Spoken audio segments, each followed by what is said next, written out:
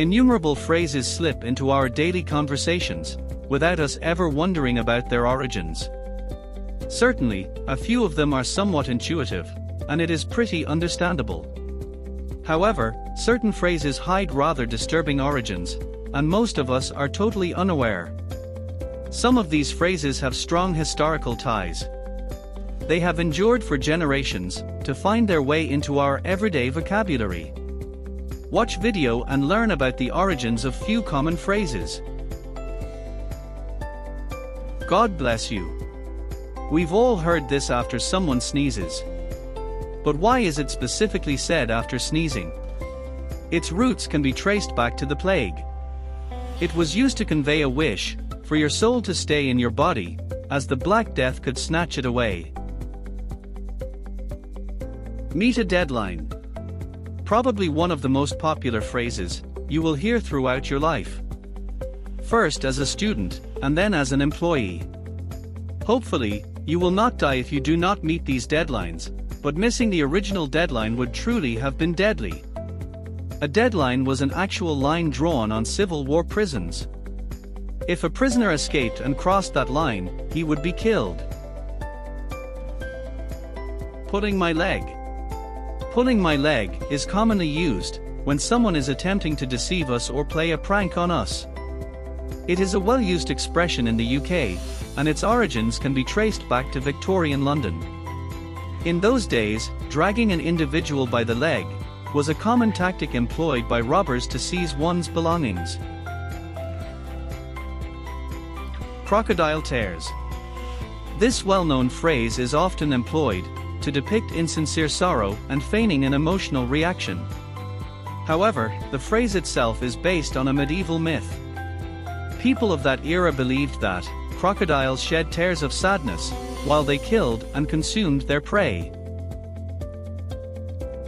Bite the bullet. The phrase essentially means doing something or making a difficult decision that we have been hesitant to make. It can be traced back to soldiers in battle who would have to go under emergency procedures without anesthesia or alcohol to numb the pain. They would have to literally bite down on a bullet instead. Die hard. The term die hard dates back to the 1700s. But it was not used to describe a huge fan of something. Instead, it was attributed to those who struggled the longest when hanged. The term became popular after its use in 1811's Battle of Albuera, when British officer William Inglis supposedly told his men, "Stand your ground and die hard, make the enemy pay dear for each of us." Wash one's hands. To wash one's hands of something is to discard any kind of responsibility in a given situation. What exactly is the context for this?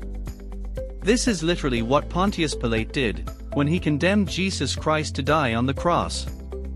Pilate wanted to convey that he condemned Jesus to comply with the wishes of others, not his own. He washed his hands of Jesus's blood and the responsibility for his death. To wreak havoc. We generally connect this phrase with things spiraling out of control and the resulting destruction. The phrase's origins carry a similar meaning, but it was employed on the battlefield to grant soldiers the authority to do whatever they pleased, including engaging in slaughter. This practice was actually prohibited in England during the 1300s. Taken aback. This phrase is frequently employed when someone is caught off guard, not anticipating something. It originates from the notion of launching an attack from behind.